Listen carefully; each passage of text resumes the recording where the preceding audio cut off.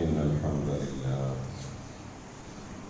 نحمده ونستعينه ونؤمن به ونتوكل عليه ونعوذ بالله من شرور أنفسنا ومن سيئات أعمالنا. من يهده الله فلا مضل له ومن يضلل فلا هادي له. أشهد أن لا إله إلا الله وحده لا شريك له وأشهد أن محمدا عبده ورسوله. اللهم صل على محمد وعلى آل محمد كما صليت على إبراهيم وعلى آل إبراهيم وبارك على محمد وعلى آل محمد كما باركت على إبراهيم وعلى آل إبراهيم إنك حميد مجيد. أيها الناس أوصيكم وإياي بتقوى الله. يا أيها الذين آمنوا اتقوا الله حق تقاته ولا تموتن إلا وأنتم مسلمون. أما بعد فإن خير الكلام كلام الله وخير الهدي هدي محمد صلى الله عليه وسلم وشر الأمور محدثاتها وكل محدثة بدعة وكل بدعة ضلالة. أعوذ بالله من الشيطان الرجيم. بسم الله الرحمن الرحيم. الله الذي خلقكم من ضعف ثم جعل من بعد ضعف قوة ثم جعل من بعد قوة ضعفا وشيبا يخلق ما يشاء وهو العليم القدير. സ്നേഹമുള്ള വിശ്വാസികളെ, വിശ്വാസിനികളെ, അല്ലാഹുവെ ഏറെ സൂക്ഷിച്ചും ഭയപ്പെട്ടും അവൻ്റെ വിധിവിലക്കുകൾ ജീവിതത്തിലുടനീളം പാലിച്ചും തഖ്വ ഉള്ളവരായി ജീവിക്കണമെന്ന് സ്വന്തത്തോടും നിങ്ങളെ എല്ലാവരോടും വസിയ്യത്ത് ചെയ്യുകയാണ്. അല്ലാഹു നാം ഏവരെയും അവൻ ഇഷ്ടപ്പെടുന്ന മുത്തഖീങ്ങളിൽ ഉൾപ്പെടുത്തുമാറാവട്ടെ. സൂറത്തുർ റൂമിലെ 54-ാമത്തെ ആയത്താണ് നിങ്ങൾക്കിവിടെ ഓതി കേൾപ്പിച്ചത്. ഓരോ മനുഷ്യൻ്റെയും ജീവിതത്തിലെ വിവിധ ഘട്ടങ്ങളെയാണ് അള്ളാഹു ഇവിടെ പറയുന്നത്. അള്ളാഹു പറയുന്നത് അല്ലാഹുല്ലദീ അള്ളാഹുവാണ് ഖലഖക്കും മിൻ ളഅഫ്, ബലഹീനതയിൽ നിന്ന്, ദുർബലാവസ്ഥയിൽ നിന്ന് നിങ്ങളെ സൃഷ്ടിച്ചത് അള്ളാഹുവാണ്. അത് നമ്മുടെ ശൈശവകാലമാണ്. സുമ്മ ജഅല മിൻ ബഅദി ളഅഫിൻ ഖുവ്വ, പിന്നീട് ബലഹീനതയ്ക്ക് ശേഷം അവൻ കരുത്ത് ഉണ്ടാക്കി. അത് നമ്മുടെ യുവത്വകാലമാണ്. സുമ്മ ജഅല മിൻ ബഅദി ഖുവ്വത്തിൻ ളഅഫൻ വശൈബ, വീണ്ടും കരുത്തിന് ശേഷം അല്ലാഹു ബലഹീനതയും നരയും ഉണ്ടാക്കി. അത് നമ്മുടെ വാർദ്ധക്യകാലമാണ്. യഖ്ലുഖു മാ യശാ, അല്ലാഹു അവൻ ഇച്ഛിക്കുന്നതാണ് സൃഷ്ടിക്കുന്നത്. വഹുവൽ അലീമുൽ ഖദീർ, അവൻ എല്ലാം അറിയുന്നവനും ഏറെ കഴിവുള്ളവനുമാണ്. നമുക്കറിയാം, അല്ലാഹു ചിലരെ ബലഹീനരായി സൃഷ്ടിക്കുന്നു, വേറെ ചിലരെ കരുത്തരായി സൃഷ്ടിക്കുന്നു. ചിലർ ശൈശവത്തിൽ മരിച്ചു പോകുന്നു, ചിലർ യുവത്വത്തിൽ മരിച്ചു പോകുന്നു. വേറെ ചിലർ വാർദ്ധക്യത്തിലെത്തി അതിൻ്റെ എല്ലാ പരാധീനതകളും ഭാരങ്ങളും പേറി കഷ്ടപ്പെട്ട അവസാനം മരിച്ചു പോകുന്നുണ്ട്. ഇതൊക്കെ അള്ളാഹുവിൻ്റെ ഇച്ഛയാണ്. ഈ ഘട്ടങ്ങളിലൂടെ കടന്നു പോകേണ്ടവരാണ് എല്ലാ മനുഷ്യരും. എന്നാൽ ഇവിടെ അവസാനം പറഞ്ഞ വാർദ്ധക്യം എന്നത് ഒരു മനുഷ്യ ജീവിതത്തിലെ സവിശേഷമായ ഒരു ഘട്ടമാണ്. ജീവിതത്തിലെ ഒരുപാട് തീഷ്ണമായ അനുഭവങ്ങൾ, അതെല്ലാം അനുഭവിച്ച അവസാനം ചർമ്മങ്ങളിൽ ചുളിവ് വീണ് എല്ലിന് തേയ്മാനം വന്ന് മുതുക് നിവർത്തി നിൽക്കാൻ പോലും കഴിയാത്ത ഒരു സാഹചര്യത്തിലേക്ക് മനുഷ്യൻ എത്തിപ്പെടുകയാണ്. മനസ്സ് എത്തുന്നിടത്ത് ശരീരം എത്താത്ത അവസ്ഥ, എപ്പോഴും അടങ്ങിയും ഒതുങ്ങിയും അങ്ങനെ കഴിഞ്ഞ് ജീവിതത്തിന്റെ ഓരങ്ങളിലേക്ക് തള്ളിവിടപ്പെടുന്ന ഒരവസ്ഥയാണ് വാർദ്ധക്യം എന്ന് പറയുന്നത്. പരിശുദ്ധമായ ഇസ്ലാം ഈ ഒരു അവസ്ഥയെ, ഈ വാർദ്ധക്യത്തെ വളരെ ആദരവോടെ ബഹുമാനത്തോടെയാണ് കാണുന്നത്. വിശുദ്ധ ഖുർആൻ തന്നെ ആ സാഹചര്യത്തെ വിലയിരുത്തുന്നതായി നമുക്ക് കാണാം. സൂറത്തുൻ നഹ്ലിൽ വല്ലാഹു ഖലഖകും സുമ്മ യതവഫാകും, അള്ളാഹുവാണ് നിങ്ങളെ സൃഷ്ടിച്ചത്, അവൻ തന്നെയാ പിന്നെ നിങ്ങളെ മരിപ്പിക്കുകയും ചെയ്യുന്നത്. എന്നാൽ അറിയണം, വമിൻകും മൻ യുറദ്ദു ഇലാ അർദലിൽ ഉമൂർ, എന്നാൽ നിങ്ങളിൽ ചിലരെ അള്ളാഹു ആയുസ്സിന്റെ ഏറ്റവും താഴ്ന്ന അവസ്ഥയിലേക്ക് തള്ളപ്പെടുന്നു, മടക്കപ്പെടുന്നു. അഥവാ നിങ്ങളെ അള്ളാഹു പടു വൃദ്ധനായി വാർദ്ധക്യത്തിലേക്ക് തള്ളിവിടുന്ന ഒരവസ്ഥ ഉണ്ടാകും. അങ്ങനെ ഒരവസ്ഥ ഉണ്ടാകുമ്പോൾ ആ അവസ്ഥയുടെ സവിശേഷത ലിക്കൈല യഅലമ ബഅദ ഇൽമിൻ ശൈഅ, എല്ലാം അറിഞ്ഞതിന് ശേഷം അല്ലെങ്കിൽ ഏറെക്കുറെ കാര്യങ്ങളൊക്കെ അറിഞ്ഞതിന് ശേഷം ഒന്നും അറിയാത്ത ഒരവസ്ഥയിലേക്ക് മനുഷ്യൻ മാറ്റപ്പെടുകയാണ്. ഒന്നും അറിയില്ല. ഇന്നല്ലാഹ അലീമുൻ ഖദീർ, അല്ലാഹു എല്ലാം അറിയുന്നവനും കഴിവുള്ളവനുമാണ്. ജീവിതത്തിൽ അദ്ദേഹം ഒരുപാട് വിജ്ഞാനം, അറിവ് നേടിയിട്ടുണ്ടാകും, പലരെയും പഠിപ്പിച്ചിട്ടുണ്ടാകും. അങ്ങനെയുള്ള ഒരു വ്യക്തിയാണ് ഒന്നും അറിയാത്ത, സ്വന്തത്തെക്കുറിച്ച് പോലും ഒരു ബോധമില്ലാത്ത, ജീവച്ഛവമായി ജീവിക്കേണ്ടി വരുന്ന ഒരവസ്ഥയിലേക്ക് എത്തിപ്പെടുന്നത്. ഇതൊക്കെ പലർക്കും സംഭവിക്കാവുന്നതാണ്. ഇതൊക്കെ നമുക്കറിയാവുന്ന ഒരു കാര്യമാണ്. ഇൽമു പലർക്കുമുണ്ട്, കഴിവുണ്ട്, ശ്രേഷ്ഠതയുണ്ട്, ഇതൊക്കെ അള്ളാഹു കൊടുത്തതാണ്. എന്നാൽ ഇതൊക്കെ നഷ്ടപ്പെട്ട് നേരത്തെ പറഞ്ഞതുപോലെ സ്വബോധം പോലുമില്ലാത്ത ഒരവസ്ഥയിലേക്ക് മനുഷ്യൻ തള്ളപ്പെടുന്ന, മാറ്റപ്പെടുന്ന ആ സാഹചര്യമാണ് ഏറെ പരിഗണിക്കേണ്ടത് എന്ന് അള്ളാഹു വിശുദ്ധ ഖുർആനിൽ ഓർമ്മപ്പെടുത്തുന്നുണ്ട്. സൂറത്ത് യാസീൻ നമുക്കൊക്കെ അറിയാം. നാം ഓതുമ്പോൾ അതിൽ 68-ാമത്തെ ആയത്തിലെത്തുമ്പോൾ അള്ളാഹു പറയുന്നത് വമൻ നുഅമ്മിർഹു നുനക്കിസ്ഹു ഫിൽ ഖൽഖ്, ഒരു വ്യക്തിക്ക് ദീർഘായുസ് കൊടുക്കണം എന്ന് നാം ഉദ്ദേശിക്കുന്നുവെങ്കിൽ അങ്ങനെ കൊടുത്താൽ നുനക്കിസ്ഹു, അദ്ദേഹത്തെ നാം തിരിച്ചു കൊണ്ടുവരികയാണ് ഫിൽ ഖൽഖ്, ആകൃതിയിലും പ്രകൃതിയിലും.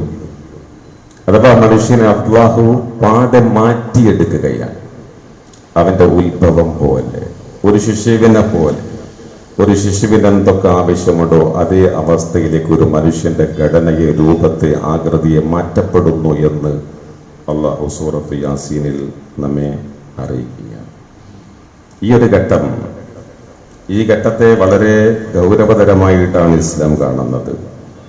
നമുക്കറിയാം, റസൂലുള്ളാഹി സ്വല്ലല്ലാഹു അലൈഹി വസല്ലം വാർദ്ധക്യത്തിന്റെ പരാധീനതയെ, അതിന്റെ പ്രാരാബ്ധങ്ങളെ ഏറെ മനസ്സിലാക്കിയ ഒരു റസൂൽ, പ്രവാചകനായിരുന്നു. അവിടുത്തെ പ്രാർത്ഥനകൾ നമുക്ക് കാണാം. പല പ്രാർത്ഥനകളും ഈ വാർദ്ധക്യത്തിൽ അനുഭവിക്കാനിരിക്കുന്ന പരാധീനതകളിൽ നിന്ന് അള്ളാഹുവോട് കാവൽ ചോദിച്ചുകൊണ്ടുള്ളതാണ്. അതായത് അത്തും വിത്തും തിരിയാത്ത ഒരവസ്ഥ ഉണ്ടാകുന്നതിൽ നിന്ന് രക്ഷപ്പെടാൻ,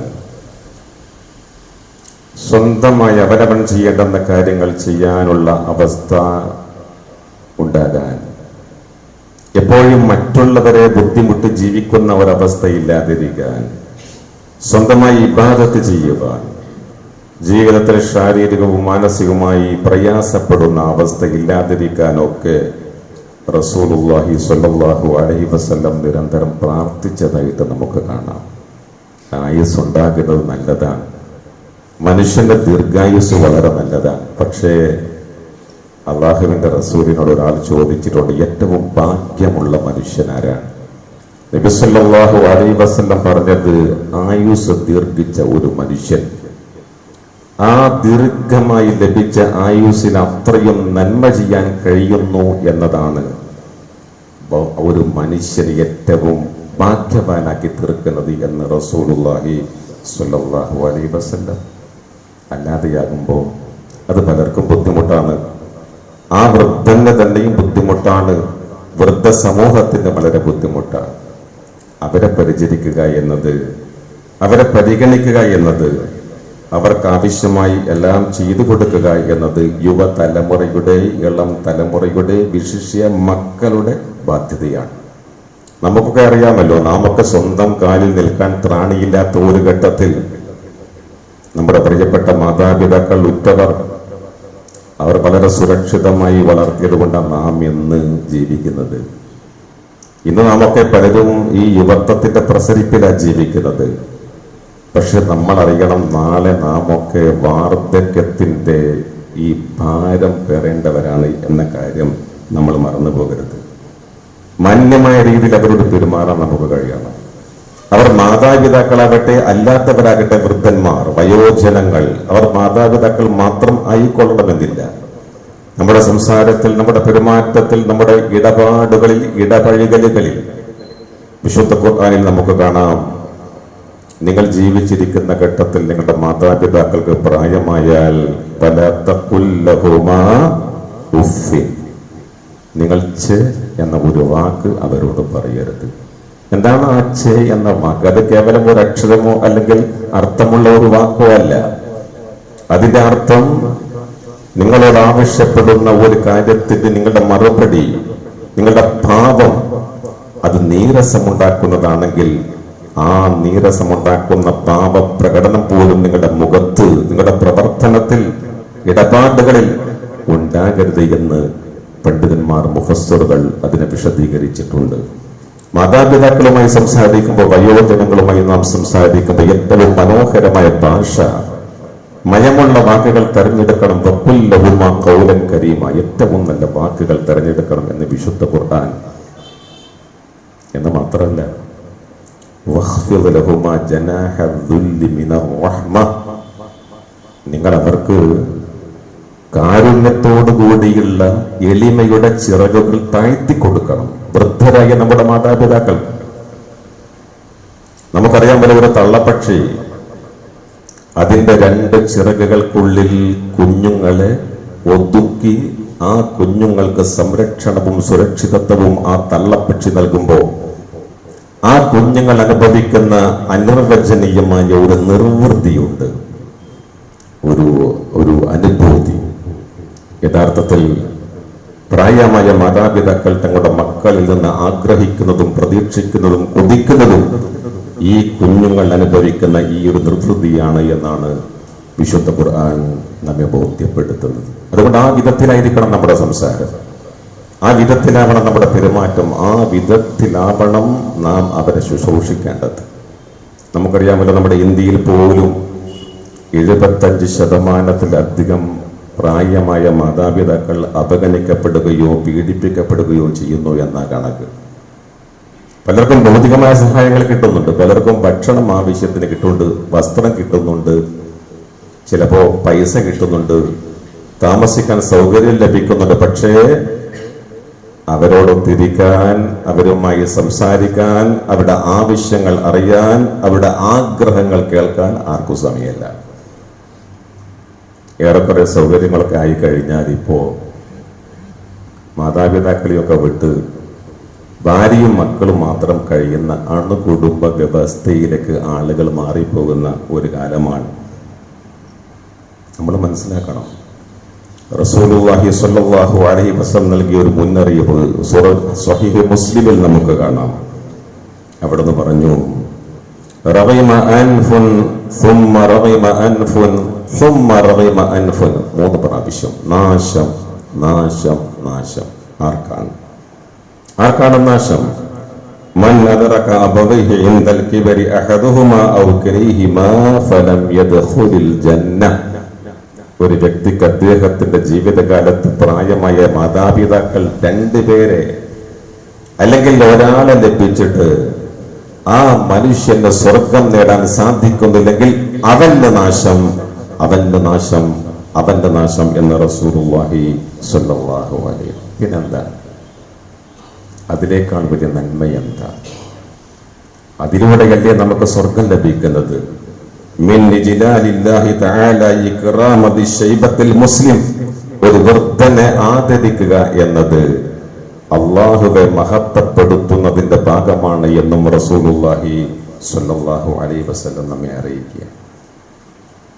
ഇത് ഇസ്ലാമിൽ മാത്രമല്ലല്ലോ, ഏതൊരു സമൂഹത്തിലും ചരിത്രത്തിലുടനീളം നാം പരിശോധിച്ചാൽ വാർദ്ധക്യത്തെ ആദരിക്കപ്പെടേണ്ടതാണ് എന്ന ഒരു പൊതുതത്വം നമുക്ക് കാണാൻ കഴിയും.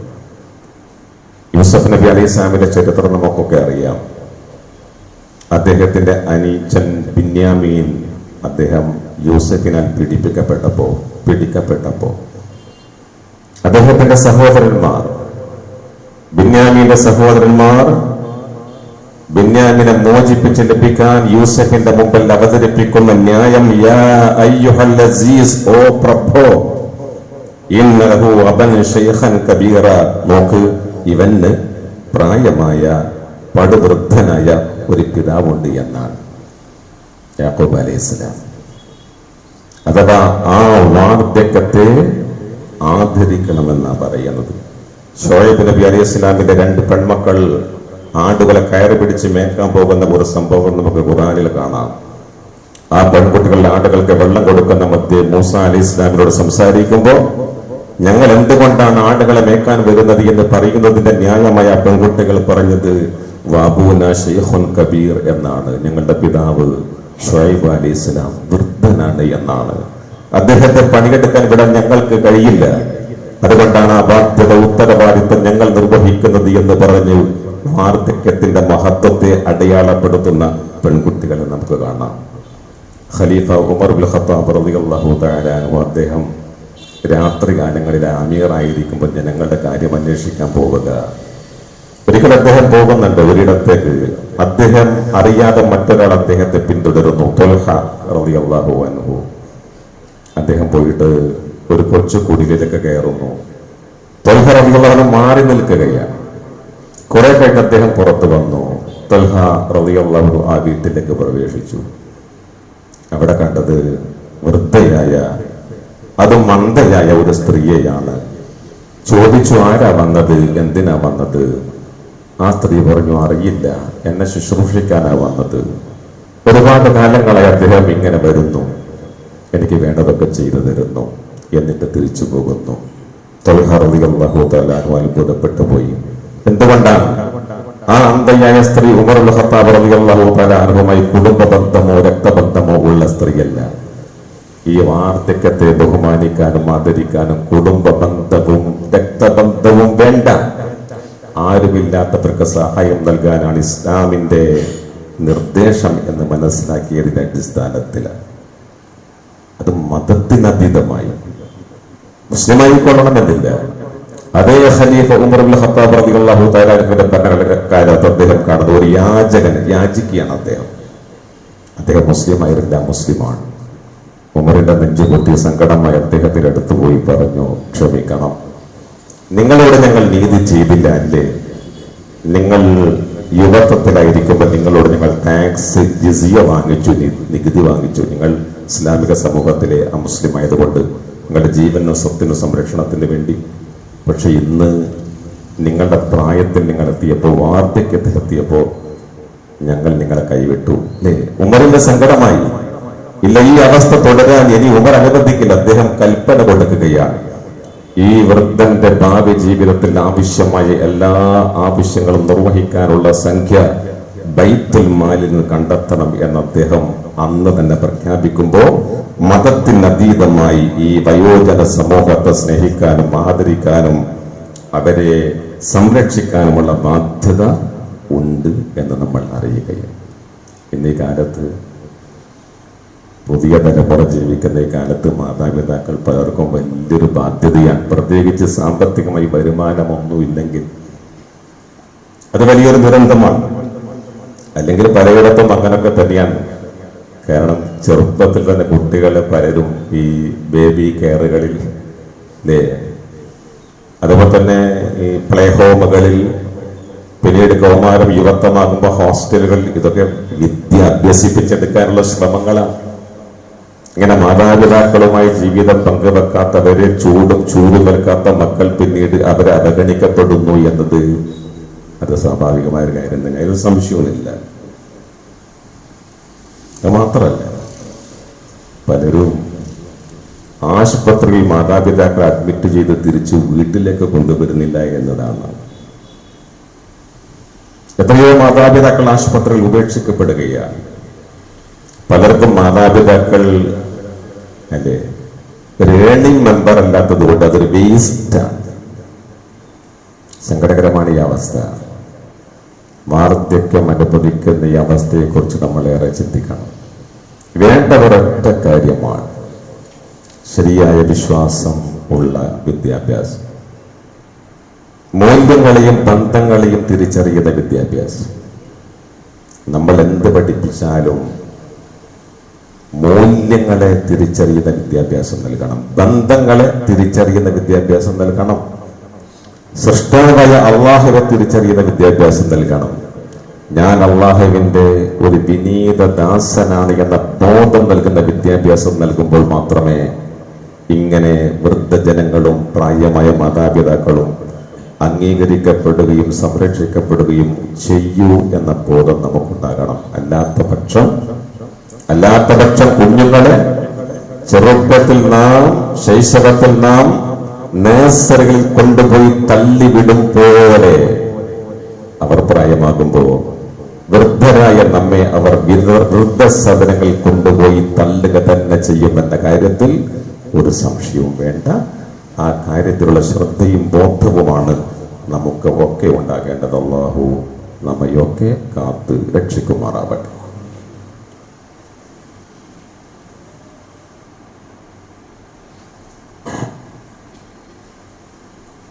അൽഹംദുലില്ലാഹി റബ്ബിൽ ആലമീൻ വസ്സലാത്തു വസ്സലാമു അലാ റസൂലിഹിൽ അമീൻ വഅലാ ആലിഹി വസഹ്ബിഹി അജ്മഈൻ. യാ അയ്യുഹല്ലദീന ആമനൂ തഖുല്ലാഹ ഹഖ തുഖാതിഹി വലാ തമൂതുന്ന ഇല്ലാ വഅൻതും മുസ്ലിമൂൻ. അല്ലാഹുവേ സൂക്ഷിക്കേണ്ട വിധം സൂക്ഷിച്ച് ഭയപ്പെട്ട് അവന്റെ വിധിവിലക്കുകൾ ജീവിതത്തിലുടനീളം പാലിച്ച് തഖ്വ ഉള്ളവരായി ജീവിക്കണമെന്നൊരിക്കൽ കൂടി സ്വന്തത്തെ നിങ്ങളെ ഓർമ്മപ്പെടുത്തുകയാണ്. ജീവിതത്തിൽ നന്മകൾ ധാരാളമായി ചെയ്യാൻ നാം ശ്രമിക്കണം. വൃദ്ധരായ നമ്മുടെ മാതാപിതാക്കളെ, വൃദ്ധ ജനങ്ങളെ പരിപാലിക്കാനും അവരുടെ ഇഷ്ടങ്ങൾ കേൾക്കാനും അവർക്ക് വേണ്ടത് ചെയ്തു കൊടുക്കാനും കഴിയുന്ന മക്കളായി, മരുമക്കളായി, സഹോദരങ്ങളായി, പേരക്കുട്ടികളായി വളരാനും ജീവിക്കാനും നമുക്ക് സാധിക്കണം. അള്ളാഹു അനുഗ്രഹിക്കുമാറാവട്ടെ. ജീവിതത്തിൽ ധാരാളമായ ദിക്റുകൾ നമ്മുടെ നാവിൻ തുമ്പിലുണ്ടാകണം. ദിക്റിന്റെ നനവില്ലാത്ത നാവ് നമുക്കുണ്ടാകരുത്. നബി സല്ലല്ലാഹു അലൈഹി വസല്ലമയുടെ പേരിൽ സ്വലാത്ത് വർദ്ധിപ്പിക്കണം. ഇതേപോലെയുള്ള ദിവസങ്ങളിൽ സ്വലാത്ത് ധാരാളമായി നമ്മൾ ചൊല്ലുക. സൂറത്തുൽ കഹ്ഫ് പാരായണം ചെയ്യാത്ത ഒരു വെള്ളിയാഴ്ചയും നമ്മിലുണ്ടാകുന്നില്ല എന്ന് നമ്മൾ ഉറപ്പുവരുത്തുക. ജമാഅത്ത് നമസ്കാരങ്ങളിൽ കൃത്യമായി പങ്കെടുക്കുക. ഖുർആൻ പാരായണം ചെയ്യുക. ഖുർആനിലെ ആയത്തുകൾ പഠിക്കുക. അതിൻ്റെ വിശദീകരണം, ആശയം ഉൾക്കൊള്ളുക. കുടുംബത്തിൽ നല്ല ഭർത്താവായി, നല്ല പിതാവായി, നല്ല സഹോദരനായി, നല്ല മകനായി ജീവിക്കാൻ നമ്മൾ ശ്രമിക്കുക. ഏത് ഘട്ടത്തിലും അള്ളാഹുവോട് മാത്രം പ്രാർത്ഥിക്കുന്ന, അവനോട് സഹായത്തേട്ടം നടത്തുന്ന, അവന് നേർച്ച ചെയ്യുന്ന, അവനെ പിടിച്ച് സത്യം ചെയ്യുന്ന മുവഹ്ഹിദുകളായി നമ്മൾ ജീവിക്കുക. അള്ളാഹു അതിന് നമുക്ക് ഏവർക്കും തൗഫീഖ് നൽകി അനുഗ്രഹിക്കുമാറാവട്ടെ. നമ്മുടെ പല സഹോദരങ്ങളും കഴിഞ്ഞ ദിവസങ്ങളിൽ അള്ളാഹുവിലേക്ക് യാത്രയായി. അള്ളാഹുവെ അവർക്കൊക്കെ നീ മഗ്ഫിറത്തും മർഹമത്തും പ്രദാനം ചെയ്യണമേ. അള്ളാഹ് മരിച്ചുപോയി ഞങ്ങളുടെ പ്രിയപ്പെട്ട മാതാപിതാക്കൾ, ഉറ്റവർ, ഉടയവർ, പണ്ഡിതന്മാർ, നേതാക്കൾ, സഹപ്രവർത്തകർ, നമ്മോടൊപ്പം ഉണ്ടായിരുന്നവർ, നമുക്ക് നേതൃത്വം നൽകിയവർ എല്ലാവർക്കും നീ അവരുടെ ആഖിറം വെളിച്ചമാക്കി കൊടുക്കണമേ റഹ്മാനെ. പലരും പ്രാർത്ഥിക്കാൻ പറഞ്ഞിട്ടുണ്ട്. നമ്മുടെ പല സഹോദരങ്ങളും സഹോദരിമാരും രോഗബാധിതരായി, സർജറിക്ക് വിധേയരായി, ആശുപത്രികളിലും വീടുകളിലുമൊക്കെ പ്രയാസങ്ങൾ അനുഭവിക്കുന്നു. അത്യാഹിതത്തിൽ അപകടത്തിൽപ്പെട്ട പലരുമുണ്ട്. അള്ളാഹു എല്ലാവർക്കും ശിഫായും ആഫിയത്തും സൗഖ്യവും സമാധാനവും സന്തോഷകരമായ ജീവിതത്തിലേക്കുള്ള തിരിച്ചുവരവും നീ നൽകണമേ റഹ്മാനെ. ഈമാനോടുകൂടി ഞങ്ങളെ നീ മരിപ്പിക്കണമേ റഹ്മാനെ. ഞങ്ങളുടെ അമലുകളൊക്കെ നീ സ്വീകരിക്കണമേ റഹ്മാനെ. اللهم اغفر للمؤمنين والمؤمنات والمسلمين والمسلمات الأحياء منهم والأموات. اللهم أعز الإسلام والمسلمين. اللهم أجرنا من النار. ربنا لا تؤاخذنا إن نسينا واخطأنا. ربنا ولا تحمل علينا إصرا كما حملته على الذين من قبلنا. ربنا ولا تحملنا ما لا طاقة لنا به. واعف عنا واغفر لنا وارحمنا أنت مولانا فانصرنا على القوم الكافرين. اللهم انصر المسلمين المستضعفين في فلسطين وفي سائر بلاد المؤمنين. اللهم كن لهم ظهيرا ومؤيدا ونصيرا يا أرحم الراحمين. اللهم أصلح حالنا وحال إخواننا في غزة وفي رفح وفي سائر بلاد فلسطين وفي سائر بلاد المؤمنين والمسلمين يا رب العالمين. ربنا تقبل منا إنك أنت السميع العليم وتب علينا إنك أنت التواب الرحيم. وصلى الله على محمد وآله وصحبه وسلم.